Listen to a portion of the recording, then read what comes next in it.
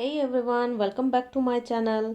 तो जैसा कि मैंने इंटरनेशनल इकोनॉमिक्स का सीरीज़ स्टार्ट किया हुआ है, तो उसी को कंटिन्यू करते हुए आज फिर से नए टॉपिक के साथ मैं सोमा चक्रवर्ती आपके सामने एक नए टॉपिक के साथ, जो कि है एब्सोल्यूट कॉस्ट एडवांटेज। इससे पहले हम लोगों ने एनालिटिकल टूल्स पे बात करी थी, जो कि ट्रेड इकोनॉमिक्स को पढ़ते हुए हमारे काम आएंगे। दूसरा थियरी डिस्कस किया था मर्केंटाइलिस्ट पर, जिन्होंने अपनी थियरी बताई थी कि ज़ीरो सम गेम होता है, ट्रेड बेनिफिशियल्स नहीं होते, यानी कि म्यूचुअल ट्रेड जो है वो बेनिफिशियल नहीं होता। हमारे पास जितना ज़्यादा प्रीशियस मेटल होगा वो देश उतना ज़्यादा वेल्दी होगा। उन्होंने एक्सपोर्ट को एम्फोसाइज किया था रादर देन इम्पोर्ट। तो उसी सीरीज़ को कंटिन्यू करते हुए आज दूसरा टॉपिक है absolute cost advantage.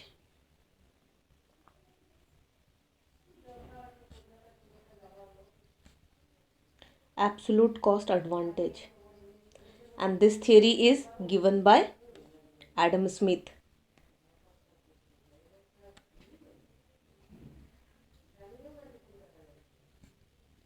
Adam Smith, in his famous book Wealth of Nation.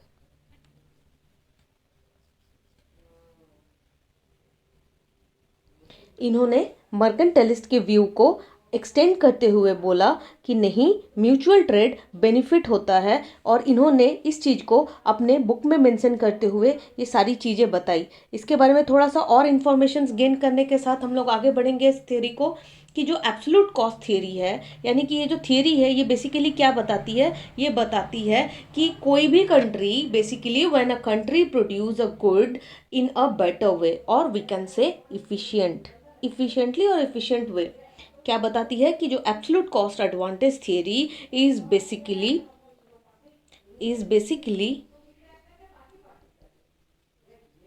Basically when a country produce goods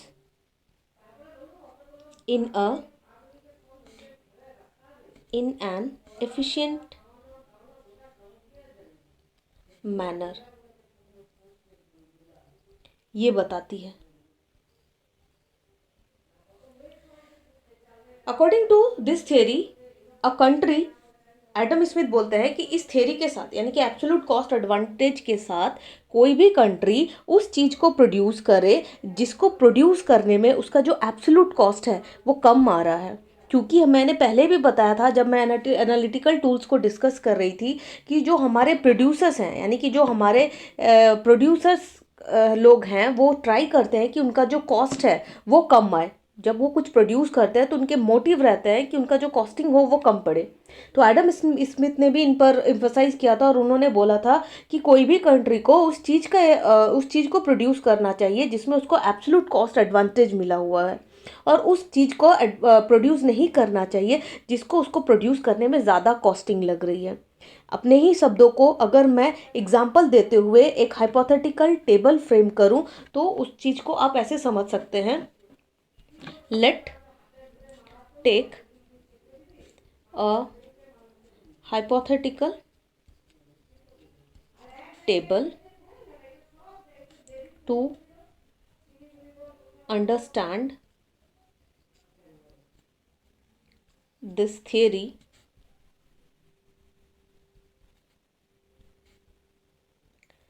तो एक टेबल बना लेते हैं।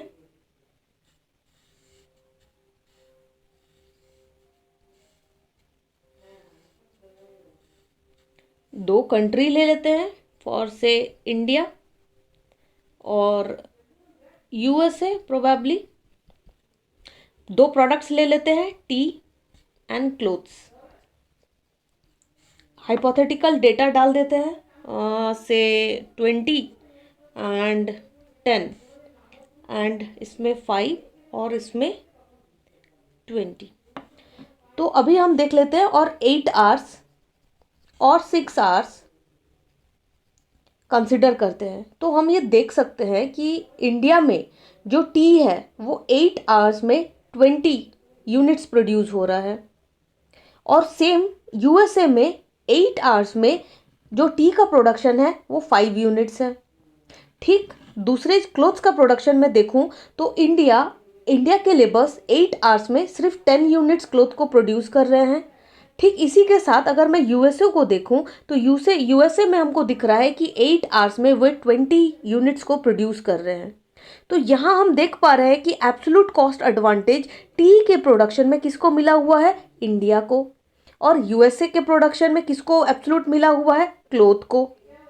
और इन दो में इन लोगों को मतलब इन लोगों की जो कॉस्टिंग है प्रोड्यूस करने की वो ज़्यादा आ रही है। ये जो सिनेरियो है ये बिफोर ट्रेड का है। तो एडम स्मिथ इस पे और लाइट डालते हुए बताते हैं कि क्योंकि एडम स्मिथ ने एम्फसाइज किया था कि yes mutual trade is benefited both the countries, तो इस थियरी को आगे बढ़ाते हुए चूंकि ऊपर वाला जो सिनेरियो था वो बिफोर ट्रेड था, और अगर आफ्टर ट्रेड का सिनेरियो देखूं, आफ्टर ट्रेड का एक हाइपोथेटिकल टेबल बनाऊं मैं, आफ्टर ट्रेड यानी कि जब दोनों कंट्री ट्रेड कर रही है आपस में, तब क्या, तो जो टेबल बनेगा वो ऐसा आफ्टर ट्रेड का, यानी कि अब दोनों कंट्रीज ने अपने बाउंड्रीज ओपन किए हैं और आपस में ट्रेड होगा। तो जो इंडिया को लिया था हमने एंड यूएसए को लिया था, दो प्रोडक्ट्स लिया था, टी लिया था और क्लोथ्स लिया था। तो उधर भी हम लोगों ने देखा था कि इंडिया को एब्सोल्यूट कॉस्ट एडवांटेज मिला हुआ है किसमें, टी के प्रोडक्शन में। अब चूंकि इंडिया के जो लेबर्स थे वो 8 आवर्स में 20 यूनिट्स का टी का प्रोडक्शन कर रहे थे और उनको क्लोथ में 10 का मिला हुआ था।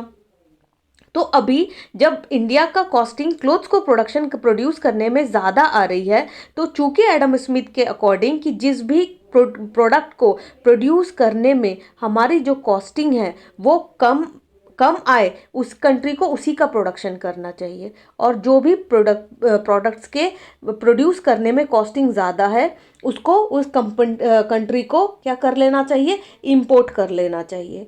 तो अगर आफ्टर ट्रेड हो रहा है तो अभी मैं, जबकि इंडिया को अब 8 आवर्स अपने किस में लगाने हैं, सिर्फ टी के प्रोडक्शन में, क्योंकि हमें मालूम हुआ है कि इंडिया का जो एब्सोल्यूट एडवांटेज है वो किसको प्रोडक्शन में मिला हुआ है, टी का। तो अब इंडिया जो है अपने सारे लेबर्स को, यानी कि अब कुल मिला के इंडिया के पास कितने आवर्स हो गए, 16 आवर्स किसको प्रोड्यूस करने में, सिर्फ टी को प्रोड्यूस करने में। अब 16 आवर्स इंडिया सिर्फ टी का प्रोडक्शन करेगी तो नो डाउट इसका जो प्रोडक्शन होगा वो ज़्यादा होगा, यानी कि अब 20 के बदले ये कितने का प्रोडक्शन करेगी, अब वो करेगी 40।